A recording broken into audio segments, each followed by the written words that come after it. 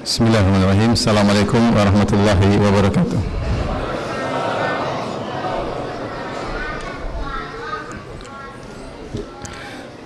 Alhamdulillahi ala ihsanihi wa syukru lahu ala taufiqihi wa amtinanihi.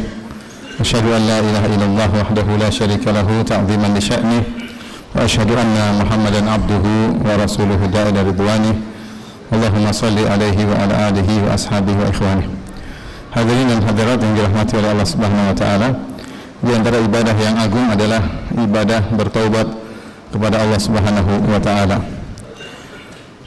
Karenanya Allah mencintai orang-orang yang bertaubat. Innallaha yuhibbut tawwabin. Sebenarnya Allah mencintai hamba-hambanya yang senantiasa bertaubat dan kembali kepada Allah Subhanahu wa taala.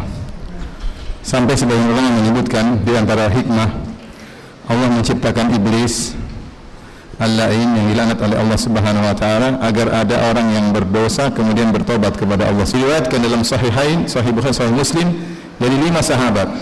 Dari Abu Hurairah radhiyallahu taala anhu, kemudian dari Abdullah bin Mas'ud radhiyallahu taala anhu, dari Anas bin Malik radhiyallahu taala anhu, dari Al-Bara' bin Azib radhiyallahu anhu, dan Nu'man bin Bashir radhiyallahu taala anhu.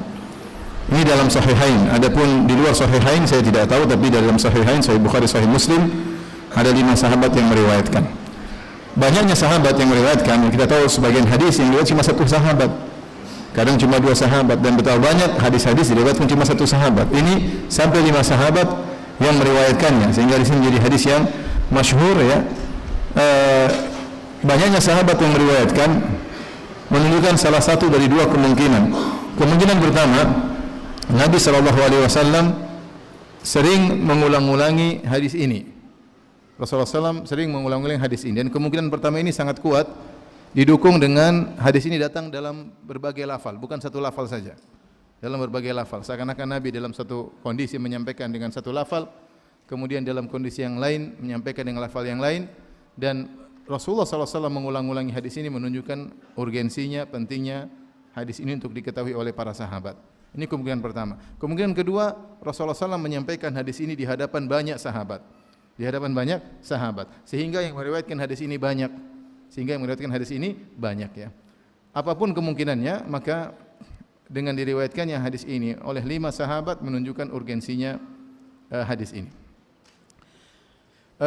Ikhwan dan akhwat yang rahmati Allah Subhanahu wa taala, hadis ini adalah salah satu metode Nabi sallallahu alaihi wasallam, di antara bentuk kasih sayang Nabi sallallahu alaihi wasallam untuk melakukan pendekatan agar para sahabat paham tentang sifat-sifat Allah Subhanahu wa taala. Dan ini sering dilakukan oleh Nabi sallallahu alaihi wasallam untuk melakukan pendekatan agar para sahabat paham. Di antaranya hadis yang masyhur juga, seperti Rasulullah SAW ketika melihat ada momen di mana ada seorang ibu yang sedang mencari-cari anaknya, dia kehilangan anaknya, kemudian akhirnya dia pun menemukan anaknya, kemudian dia dekap anaknya, kemudian dia susui anaknya. Ketika ada momen ini di hadapan para sahabat, maka Nabi SAW bertanya, "Atarawna anna hadhihi taridatan waladaha finnar?" Apa kalian menyangka ibu ini akan melemparkan anaknya di api? Tentu para sahabat, tidak ya Rasulullah, tidak mungkin. Ya. Wa hiya taqdiru alla tatrahahu, dan dia mampu untuk tidak melemparkannya. Ngapain dia lemparkan anaknya di api? Karena tentunya kasih sayang sang ibu kepada sang anak. Maka Rasulullah SAW mengatakan, "Allahu arhamu bi ibadihi min hadhi bi waladiha." Allah lebih sayang kepada hamba-hambanya daripada ibu ini terhadap anaknya. Di sini Rasulullah SAW menggambarkan kasih sayang yang terbesar di alam semesta, yaitu kasih sayang seorang ibu terhadap anaknya. Lebih daripada ayah kepada anaknya, lebih daripada seorang suami terhadap istrinya, istri terhadap suaminya, lebih daripada kakak terhadap adiknya, lebih daripada anak terhadap orang tuanya. Kasih sayang paling besar adalah ibu terhadap anaknya, karena anak ini pernah dalam perutnya selama 9 bulan, dialah yang ketika melahirkannya bertarung dengan kematian, dialah yang menyusui anaknya, dia yang mendekap dan menggendong anaknya, membesarkan anaknya. Maka tidak ada kasih sayang paling besar seperti kasih sayang seorang ibu terhadap anaknya. Terlebih lagi ibu tersebut baru kehilangan anaknya. Ibu tidak kehilangan anaknya saja, dia sangat sayang kepada anaknya. Apalagi dia kehilangan anaknya, kemudian dia cari-cari sambil menangis, dan akhirnya dia mendapatkan anak tersebut. Ketika dia mendapatkan anak yang baru hilang tersebut, dia dekap, tentu ini tingkat rasa sayang yang lebih memuncak lagi, levelnya naik lagi. Nah, ini kesempatan Rasulullah SAW menggambarkan yang kalian bisa bayangkan tentang kasih sayang paling besar yang bisa kasih bayangkan, inilah kasih sayang tersebut. Kasih sayang ibu terhadap anak dalam kondisi demikian. Maka Nabi mengatakan, menjelaskan Allah lebih sayang kepada hamba-hambanya daripada ibu ini terhadap apa? Anaknya. Kok bisa Ustaz? Sangat mungkin bisa. Ya. Saya sering kasih logika sederhana. Kalau kita punya anak punya bikin mainan, misalnya mobil-mobilan, dia bikin bagus, dia senang nggak sama mobil-mobilan tersebut? Senang, mobilnya rusak dia sedih, kadang dia nangis. Ini kalau kita bicara anak, ya. Nah, siapa yang meng-create kita, yang membuat kita? Siapa? Ibu kita atau Allah Subhanahu wa taala? Allah Subhanahu wa taala, ya. Jadi kita ini hasil kreasi Allah. Allah yang ciptakan kita. Ibu kita benar, kita tercipta dengan perantara air mani dan ovum, kemudian kita dalam janin perut ibu kita, tapi yang menciptakan kita Allah Subhanahu wa taala, ya.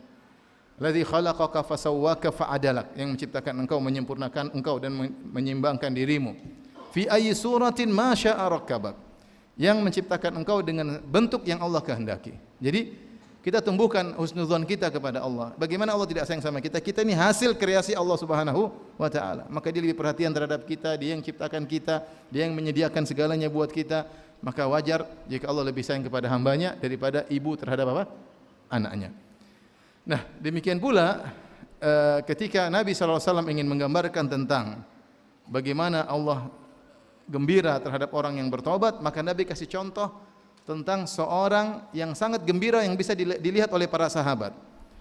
Terutama para sahabat tinggal di jazirah, yang di sebuah negeri yang di sana banyak padang pasirnya, dan mereka sering menempuh padang pasir.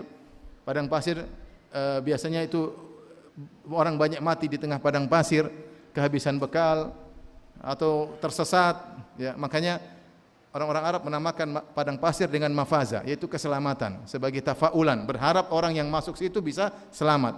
Kenapa disebut dengan mafaza, keselamatan? Karena sering membinasakan. Ini salah satu bentuk tradisi Arab, ya. Sampai ketika saya tinggal di Madinah pun, kalau saya ngantar anak saya sakit ke semacam rumah sakit kecil, mustausaf, nanti di situ ada kamar orang sakit, tapi tulisannya Ghurfatus Salim Raqam Wahid, Ghurfatus Salim Raqam Isnin, yaitu kamar orang sehat nomor 1. Kamar orang sehat nomor apa? 2. Mereka memanggil orang sakit dengan apa? Salim, orang yang sehat, sebagai tafaulan, berharap agar anak itu akan apa? Sembuh, akan sehat. Nah, begitu dahsyatnya padang pasir, apalagi terkadang gunung pasirnya bisa berpindah. Saya pernah ke Riyadh, kemudian saya pergi ke daerah padang pasir.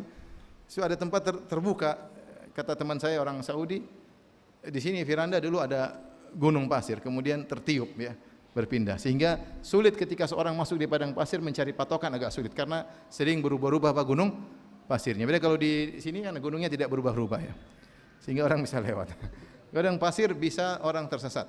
Oleh karenanya orang yang kalau sudah masuk padang pasir kemudian hilang atau kabur ontanya, dia mungkin sangat akan binasa. Nah, Rasulullah SAW ingin menggambarkan tentang kegembiraan yang luar biasa. Ada seorang lelaki yang berjalan di tengah padang pasir, kemudian dia bawa ontanya, di situ ada perbekalannya, ada makanannya, ada minumannya. Kemudian di tengah padang pasir dia menemukan sebuah pohon, ya. Kemudian dia ingin berbaring, ya. Kata Nabi SAW, fanama naumatan. Kemudian dia tidur sebentar. Fastaiqadha, ketika dia bangun, ternyata ontanya kabur. Maka fatalabaha hatta adrakahul atash. Maka dia pun cari ontanya. Dia kaget, loh, ontanya enggak ada. Maka dia cari. Dalam sebagian riwayat yang lain, hatta stadda alaihil harru wal atash. Sampai dia kepanasan, berarti terik panas. Dia kepanasan dan kehausan. Ketika dia putus asa, ontanya tidak bisa kembali, dia berkata, arji' ilal makanil ladzi kuntu fihi fa anam hatta amut. Aku akan kembali ke tempat yang tadi saya tidur. Saya ingin tidur sampai saya mati. Fa wada'a ra'sahu ala sa'idihi. Kemudian dia meletakkan kepalanya di atas lengan kanannya, nunggu mati. Fa bainama huwa kadzalik. Tatkala dia sudah pasrah, dia bakalan mati. Idh huwa biha qa'imah, tiba-tiba ontanya tiba-tiba muncul depan dia. Masih lengkap makanannya, masih lengkap apa? Minumannya. Maka dia sangat gembira, dia pun segera memegang tali kekang onta tersebut, Kemudian dia bersyukur kepada Allah, saking gembiranya dia salah ngomong, dia mengatakan, benar-benar ya Allah, engkau benar-benar hambaku, aku benar-benar Tuhanmu. Kata Nabi, akhta'a min syiddatil farah, salah ngomong karena saking apa? Gembiranya. Kita aja enggak pernah ya salah ngomong karena saking gembira. Kita biasanya salah ngomong karena saking marah. Tapi ini Rasulullah gambarkan, inilah bentuk orang yang paling gembira yang ditanggap oleh para sahabat yang mereka tinggal di padang pasir, sering melewati padang pasir. Mereka tahu bagaimana, sebenarnya dalam riwayat disebutkan wabihi mahlakatun, disitulah kebinasaan orang kalau lewat situ. Taib, ketika para sahabat sudah mencerna tentang orang yang paling gembira, orang ini, maka Rasulullah SAW kabarkan, lallahu asyaddu farahan bitaubati abdihi hina yatubu ilaihi min ahadikum. Sungguh Allah lebih gembira, lebih senang dengan gembiranya, dengan tobatnya salah seorang yang bertobat kepada Allah daripada orang seperti ini. Daripada orang seperti ini. Taib, saya tanya sama antum. Ini penting dalam masalah tapi nanti kita akhirkan aja. Intinya hadis ini menggambarkan bahwasanya Rasulullah ingin menjelaskan tentang gembiranya Allah Subhanahu wa taala terhadap orang yang bertobat, agar kita tidak ragu kalau kita bermaksiat segera kembali kepada Allah Subhanahu wa taala. Kita walillahil matsalul a'la, dan bagi Allah perumpamaan yang lebih tinggi. Kita sebagai orang tua, kalau anak kita misalnya nakal, mungkin kita marah, mungkin kita jewer. Terus dia mungkin kabur ya. Mungkin kita benci sama dia, mungkin kita enggak menganggap dia lagi sebagai anak. Kau bukan lagi anakku ya. Kadang kita jengkel. Jangankan kadang-kadang anak kita misalnya melakukan kesalahan, kita bilang sama istri kita, itu anakmu nasihati. Padahal anak bersama, cuma karena kita marah kita bilang itu anakmu nasihati ya. Iya enggak? Iyalah. Itu anakmu nasihati ya. Padahal anak kita berdua, hasil kerja kita berdua emang anakmu juga dong ya. Tapi kalau marah kita anak juga nasihat. Bahkan sebagian orang marah, kau bukan lagi anakku, disini marah. Ya. Tapi Allah Subhanahu wa taala, meskipun orang terjerumus dalam maksiat, Allah tetap mengatakan hamba-hambaku. Makanya Allah berfirman, "Qul ya ibadiyalladzina asrafu ala anfusihim la taqnatu min rahmatillah." Katakanlah, sampaikanlah, wahai hamba-hambaku yang berlebih-lebihan dalam bermaksiat, tenggelam dalam maksiat, israf, mubadzir, maksudnya kalau bahasa kita, mubadzir dalam maksiat, terlalu banyak maksiat. Apakah Allah menafikan penghambaan mereka terhadap Allah? Tidak, Allah tetap mengatakan, "Qul ya ibadi," wahai hamba-hambaku, hamba-hambaku. Allah tetap menyatakan mereka hamba-hamba Allah, agar kita segera kembali kepada Allah Subhanahu wa taala. La taqnatu min rahmatillah, jangan pernah putus asa dari rahmat Allah Subhanahu wa taala. Innallaha yaghfiru dzunuba jami'an, sungguhnya Allah mengampuni seluruh dosa. Innahu huwal ghafurur rahim, sungguhnya Allah Maha Pengampun lagi Maha Penyayang. Nah, kita bayangkan tadi kalau ada anak kita nakal, kemudian kita marah sama dia, kita enggak anggap dia lagi sebagai anak. Tiba-tiba dia kembali menangis. Kira-kira kita sayang lagi sama dia enggak? Sayang. Kita akan peluk dia. Kita bilang jangan kau ulangi lagi nak. Ya. Itu bagaimana kasih sayang orang tua kita kepada kita. Ya. Orang tua sangat mudah memaafkan. Taib, apalagi Allah Subhanahu wa taala. Ya. Makanya wajar kalau Allah sebut Allah sangat gembira karena ini hamba yang Allah ciptakan, yang Allah berikan dia kehidupan, yang Allah berikan dia rezeki, kemudian dia membangkang, kemudian dia kembali lagi. Maka Allah gembira dengan kembalinya orang tersebut.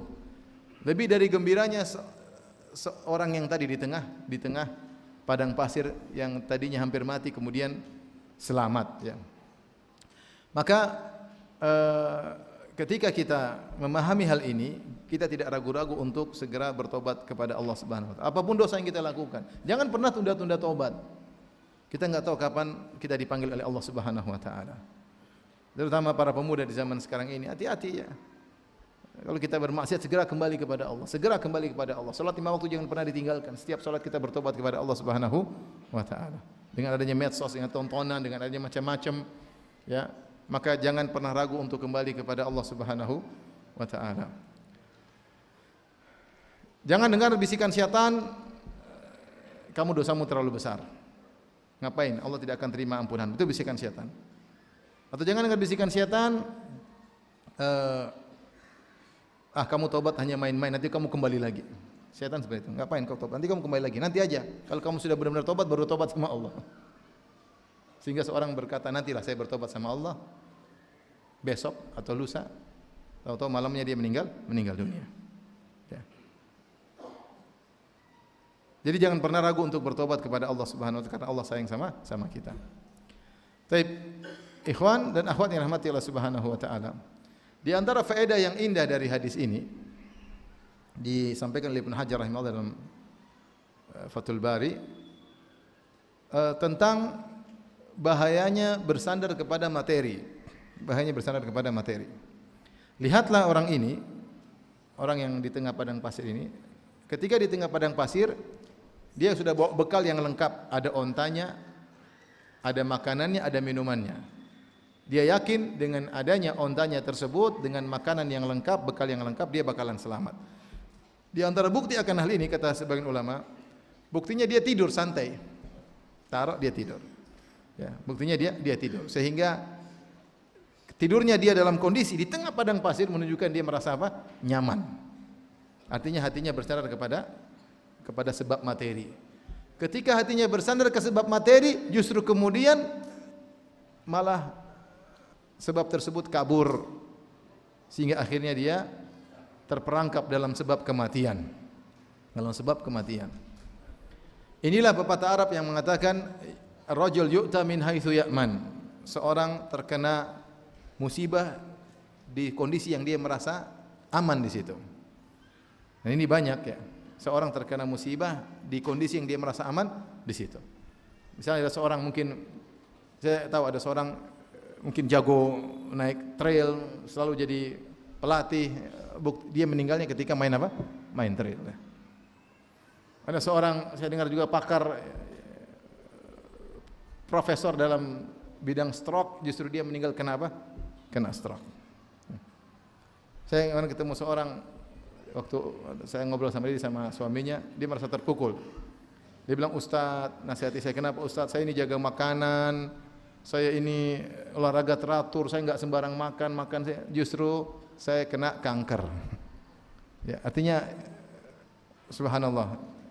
Ya mungkin bisa jadi sebabnya karena dia merasa pede dengan sebab yang dia lakukan. Dia lupa bahwasanya keberhasilan dia, kesembuhannya, kesehatan dia dari mana? Dari siapa? Dari Allah. Bukan dari sebab yang dia lakukan itu hanya sebab, tapi yang menentukan akibat siapa? Allah Subhanahu wa taala. Bahkan saya waktu kemarin ketemu teman saya di Saudi, dia bilang, "Ya Firanda, udah makan aja," katanya. Saya bilang, "Kenapa?" Ada teman saya 15 tahun. Milih makan, tidak boleh makan ini, menghindar gula, tahu-tahu setelah 15 tahun kena gula. Ini saya bukan ngajarin antum makan sembarang, enggak. Maksud saya antum berusaha, tapi sandarkan hati kepada siapa? Kepada Allah. Jangan pede dengan antum lakukan. Seorang betapa sering merasa sehat, justru dia meninggal. Ya. Mungkin jago, merasa jago, tahu-tahu meninggal. Dan itu banyak kejadian seperti itu. Ya, maka seorang waspada. Kita dengar ada seorang penyelam dari orang barat yang hebat. Dia ketemu dengan ikan paus, ikan hiu, meninggalnya kena ubur-ubur. Ya, artinya dia terkena musibah di sisi yang dia merasa nyaman di situ, merasa dia hebat di situ. Ya. Mungkin kena ain bisa jadi. Ya. Tapi intinya seorang jangan pernah bersandar kepada kemampuan duniawinya, selalu bersandar kepada siapa? Kepada Allah. Lihatlah orang ini ketika dia membawa tunggangannya dengan makanan dan minumannya, dia merasa nyaman, justru ketika itulah kemudian tunggangannya kabur. Taib. Kapan dia selamat? Ketika dia melepaskan semua ketergantungan kepada sebab materi. Dia gantungan hatinya kepada Allah, disitulah dia selamat. Buktinya apa? Buktinya dia cari unta tersebut. Hatta idza stadda alail har wal atas, ketika dia sudah kepanasan dan kehausan, sudah. Dia sudah pasrah, dia bilang tidak mungkin lagi. Maka dia mengatakan, arji ilal makani alladhi kuntu fihi fa anam hatta amut. Saya akan kembali ke tempat saya tadi, saya ingin tidur sampai mati, sudahlah. Mau apa lagi? Dia menunggu kematian menggerogotinya secara tadrijian, secara bertahap. Panas, haus, lapar sampai meninggal. Dia sudah pasrah. Letakkan kepalanya. Ketika dia sudah pasrah, hanya menyerahkan urusan kepada Allah, tiba-tiba Allah datangkan apa? Keselamatan. Ontanya muncul kembali. Saking gembiranya, makanya dia bersyukur. Dia tahu itu semua dari Allah. Dia tahu itu semua dari Allah, makanya langsung dia saking gembira berkata, Allahumma anta abdi wa ana rabbuk. Ya Allah, sungguh-sungguh benar-benar Engkau ya Allah. Engkau benar-benar hambaku dan aku benar-benar apa? Tuhanmu. Artinya dia benar-benar menyandarkan rasa syukur kepada Allah, hanya saja saking gembira dia salah ngomong. Ya. Betapa sering seperti itu. ketika kita menghadapi persoalan, kita masih bergantung kepada kemampuan kita, tidak ada jalan keluar. Tapi ketika kita pasrah kepada Allah, tentu dengan ikhtiar, sambil berikhtiar, saya berusaha. Ketika hati kita tawakal yang tinggi, di saat itulah kemudian datang apa? Datang pertolongan Allah Subhanahu wa taala ya. Saya pernah ketemu seorang di Jawa ya. Saya itu ngisi pengajian tawakal. Dia hadir. Setelah itu dia bilang, "Benar Ustaz. Saya dioperasi berapa kali sampai uang saya ludes. Sampai saya divonis akan meninggal 3 bulan atau 6 bulan. Kau 6 bulan lagi meninggal dunia." Ketika uang saya sudah ludes, ada seorang wanita soleha nasihat saya, masih saudara. Sudah mas sudahlah, sisa uang sebagian buat sedekah, mas sholat malam puasa. Akhirnya saya puasa, saya sholat malam, saya sedekahkan sedikit, akhirnya sembuh total. Sembuh total. Kesembuhan itu datang kapan? Ketika dia bertawakal kepada Allah dengan puncak tawakal. Dia tahu tidak ada yang bisa menyelamatkan dia kecuali Allah Subhanahu wa taala. Namun kita ini terkadang sulit menghadirkan hal tersebut. Makanya terkadang kita sering pede, tapi Allah gagalkan untuk mengajarkan kepada kita bahwasanya tempat bergantung hanyalah siapa? Allah ya. Saya pernah melakukan suatu kegiatan, saya pede. Taruhlah kalau itu 100% keberhasilan, saya sudah mencapai 99. Tinggal 1% lagi, ternyata gagal. Ya, saya bilang mungkin saya kurang tawakal kepada Allah Subhanahu wa taala. Maka ini apapun yang kita raih dari keberhasilan, jangan pernah ujub. Jangan coba-coba pernah ujub. Jangan ketika kita berbicara sama orang ini kita terlepas. Saya juga demikian, astagfirullah, artinya saya juga kadang kelepasan. Jangan kita bilang karena saya begini, karena itu sudah, itu namanya ujub. Betapapun kita berusaha menyampaikan, ya Allah tahu isi hati kita. Dan betapa sering kita menyandarkan keberhasilan kita kepada kemampuan kita. Ya karena saya begini, karena saya latihan, karena saya ikut pelatihan, karena saya banyak pengalaman, karena saya ranking, karena saya cerdas, karena saya ini, karena saya begadang belajar. Ini kita bilang alhamdulillah karena karunia Allah, dengan sebab saya begini. Jangan lupa kita langsung sandarkan kenikmatan kepada siapa? Kepada Allah. Kalau kita menyandarkan kenikmatan kepada sebab selain Allah, itu syirik kecil, seperti perkataan orang, laula, kalau bukan karena dokter mungkin saya sudah meninggal dunia. Ini syirik kecil. Kenapa syirik kecil? Karena dia tahu yang menyembuhkan siapa? Allah. Kenapa dikatakan syirik kecil, syirik lafal? Karena dia menyandarkan kenikmatan tersebut kepada sebab. Harusnya dia menyandarkan kepada musabbib, kepada Allah Subhanahu wa taala. Orang-orang yang mengatakan kalau bukan karena dokter saya sudah mati, dia tidak meyakini dokter itu yang menyembuhkan dia. Dia yakin siapa? Allah. Tapi cara pengungkapan ini salah. Ketika dia mengatakan kalau bukan karena dokter mungkin saya sudah meninggal dunia. Ini enggak boleh. Harusnya bilang kalau bukan karena Allah. Kemudian dengan sebab Allah datangkan dokter tersebut, Allah pertemukan saya dengan dokter tersebut, mungkin saya sudah meninggal dunia. Itu baru tauhid. Ketika kita menyandarkan keberhasilan kepada sebab, itu saja sudah syirik kecil, apalagi kita menyandarkan keberhasilan tersebut kepada diri kita sendiri. Bukan karena saya. Oleh karenanya seorang selalu bergantung kepada Allah Subhanahu wa taala dan jangan ujub, jangan menyandarkan keberhasilannya kepada sebab materi yang dia miliki. Tapi di antara faedah hadis ini, saya sudah singgung tadi di awal pengajian bahwasanya Nabi sallallahu alaihi wasallam di antara kasih sayangnya bil mu'minina raufur rahim. Rasulullah sallam rauf, lembut dan rahim, sayang kepada kaum mukminin. Di antaranya Rasulullah sallam menyampaikan pengajaran tentang tauhid dengan detail dan Rasulullah berusaha menjelaskan dengan sebaik mungkin. Di antaranya jadi Rasulullah sallam agar para sahabat paham tentang sifat-sifat Allah, maka Rasulullah sallam memberi perbandingan, komparasi antara manusia dengan makhluk. Contohnya kasih sayang. Manusia punya kasih sayang, Allah juga punya kasih sayang. Maknanya kita pahami kasih sayang. Paham atau tidak namanya sayang? Paham. Sayangnya Allah dengan sayang makhluk dari sisi makna sama. Yang berbeda dari sisi level. Karena manusia hanya sayang, adapun Allah Maha ada mahanya. Makanya Ar-Rahman Ar-Rahim. Makanya Rasulullah SAW mengatakan, lihat perempuan ini, sayang sama anaknya enggak? Sayang. Allah lebih sayang daripada kepada hamba-hambanya daripada perempuan ini kepada ibunya. Daripada ibu ini kepada anaknya. Berarti ketika ini perhatikan ini, ketika Nabi mengatakan lallahu arham, Rasulullah mendatangkan isim tafdhil, ini dalam bahasa Arab. Kalau bahasa Indonesia, Allah lebih sayang. Berarti komparasi kan, perbandingan. Allah lebih sayang kepada hambanya daripada seorang ibu kepada anaknya. Dan hukum asal isim tafdhil lebih sayang menunjukkan ada istirak, sama-sama punya ada kesamaan makna, faham? Ada kesamaan asal makna. Yang berbeda hanyalah kualitas. Kalau saya bilang sama antum, saya lebih kuat daripada antum, berarti kita sama-sama kuat enggak? Sama kuat kan? Cuma siapa yang lebih kuat? Saya. Paham? Kalau saya bilang saya lebih ganteng daripada antum, kita sama-sama ganteng enggak? Kok enggak jawab? Ini contoh, maksudnya itu bahasa Indonesia ketika bilang saya lebih daripada kamu, berarti kita sama-sama memiliki hal tersebut. Hanya saja kualitas saya lebih apa? Lebih tinggi. Faham? Si A lebih ganteng daripada si B. A dan B sama-sama ganteng enggak? Sama-sama ganteng. Hukum asal isim tafdhil. Karena saya mengatakan A lebih ganteng, berarti sama-sama ganteng, cuma A kualitasnya lebih tinggi. Ketika Nabi SAW mengatakan Allah lebih sayang daripada ibu ini kepada anaknya, berarti sama-sama punya kasih sayang enggak? Paham tidak? Tetapi kasih sayang Allah lebih. Seperti ketika Allah Subhanahu wa taala menyebut tentang kekuatan, kata Allah, fa amma adun fastakbaru fil ardi bighairil haqq wa qalu man ashaddu minna quwwah awalam yarau anna Allah alladhi khalaqahum huwa ashaddu minhum quwwah. Adapun kaum Ad, maka mereka sombong di atas muka bumi tanpa ada hak untuk sombong. Dan mereka berkata, man ashaddu minna quwwah, siapa yang lebih kuat daripada kita? Awalam yarau anna Allah alladhi khalaqahum huwa ashaddu minhum quwwah. Tidakkah mereka melihat bahwasanya Allah yang menciptakan mereka lebih kuat dari mereka? Berarti kaum Ad kuat atau tidak? Kuat. Fazadahum fil khalqi bastah. Ya.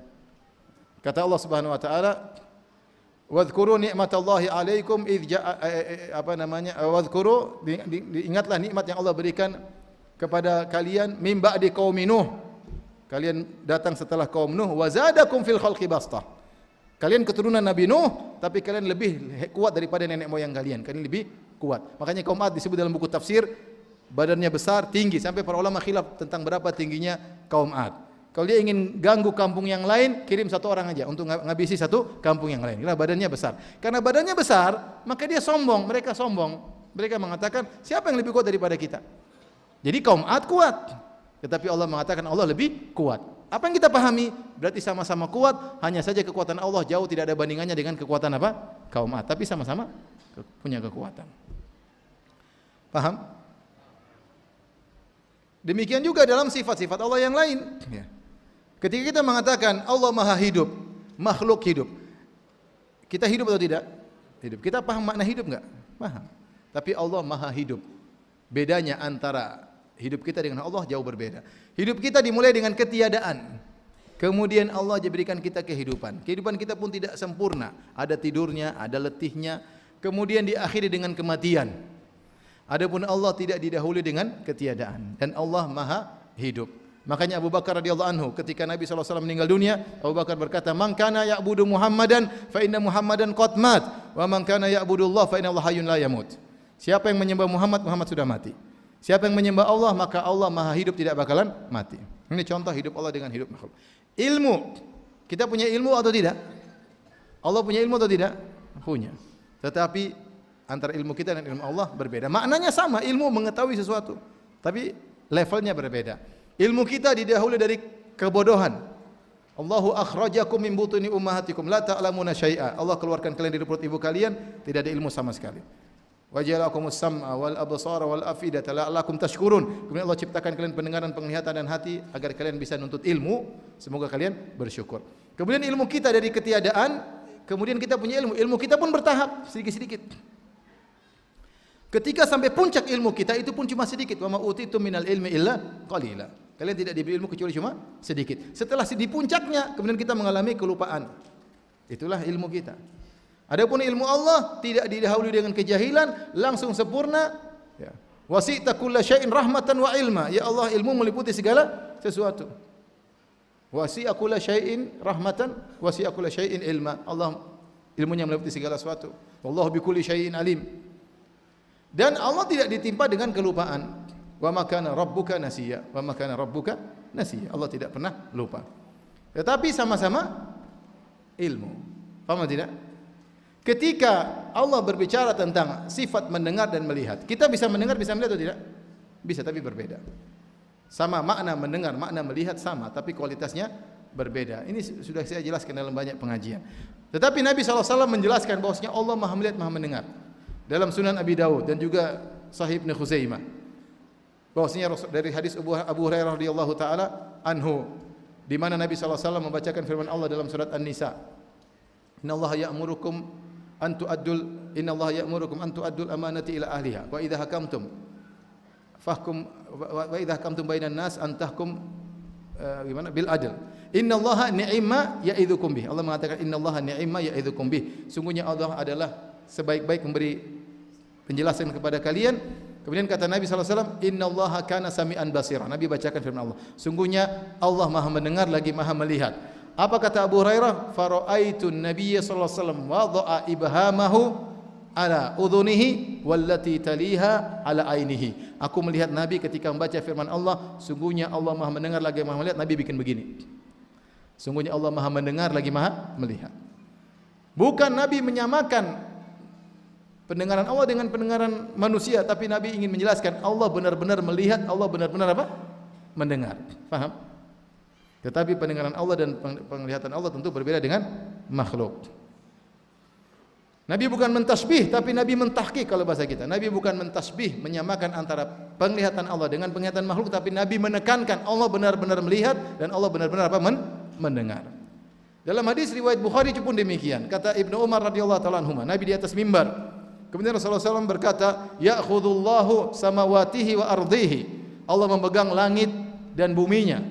Wa qabada yadahu fayaqbiduha wa yabsutuha. Nabi ketika menceritakan bahwasanya pada hari kiamat kala Allah akan memegang langit dan bumi, Nabi bikin begini, yabsutu yadaha yabsutuha wa yabsutuha. Rasulullah sambil begini. Artinya bukan Rasulullah sedang menyamakan tangan Allah dengan tangan Rasul, faham? Tetapi Rasul ingin menjelaskan bahwasanya Allah benar-benar menggenggam langit dan bumi. Sesuai dengan firman Allah Subhanahu wa taala, "Wa ma qadarullah haqqa qadrihi wal ardu jami'an qabdatuhu yaumal qiyamah was samawati matwiyatun bi yaminih." Dalam surat Az-Zumar. Mereka tidak mengagungkan Allah sebagaimana mestinya, dan pada hari kiamat kelak Allah akan menggenggam bumi dan Allah akan melipat langit-langitnya. Ini semua saya bawakan untuk menjelaskan bahwasanya kita tidak perlu mentakwil ayat-ayat Allah dan hadis-hadis Rasulullah sallallahu alaihi wasallam. Kalau Rasulullah SAW bilang Allah sayang, ya kita paham sayang, Allah sayang, tapi sayang Allah tidak sama dengan sayang makhluk. Kalau Rasulullah SAW bilang Allah senang, gembira, ya kita paham Allah gembira. Tentu gembiranya tidak sama dengan gembira makhluk. Kalau gembira makhluk mungkin karena kebutuhan, adapun Allah gembiranya bukan karena kebutuhan, tapi Allah senang hamba tersebut mendapat maslahat. Ya. Tetapi Allah gembira. Nah, ketika sebagian orang mulai mentakwil, maka akhirnya menjadi hambar. Seperti sebagian orang, sebagian kelompok, mereka menolak sifat rahmat, sifat mahabbah, sifat ridha, sifat senang, mereka tolak semuanya. Kata mereka enggak ada sifat mencintai, enggak ada sifat ridha, tidak ada sifat sayang, tidak ada sifat senang, ini semua enggak ada. Menurut akal mereka, sifat cuma 7. Sifat cuma 7. Apa sifat 7 tersebut? Kata mereka adalah hayat, hidup, maha melihat, maha mendengar, maha berbicara, ilmu, kudrah, iradah. 7 ini. Selainnya tidak masuk akal. Sehingga kalau datang sifat-sifat yang tidak masuk akal mereka, mereka mentakwil, mereka bawakan kepada salah satu dari 7 sifat tersebut. Contoh, ketika Allah mengatakan Allah mencintai, wallahu yuhibbus sabirin. Allah mencintai orang-orang yang sabar. Kata mereka mencintai maksudnya Allah berkehendak memberikan kebaikan. Jadi mereka takwil sifat mencintai kepada kehendak.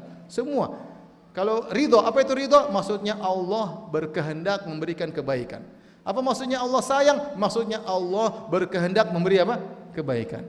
Apa maksudnya Allah senang? Maksudnya Allah berkehendak memberi kebaikan. Semua mereka tafsiran kepada kehendak. Padahal kita secara bahasa Arab beda antara kehendak dengan cinta. Beda atau tidak? Beda.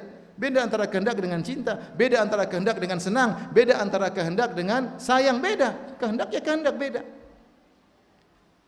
Kalau kita tanya kenapa engkau mentakwil sifat mencintai? Jadi kata mereka Allah tidak mencintai dan Allah tidak bisa dicintai.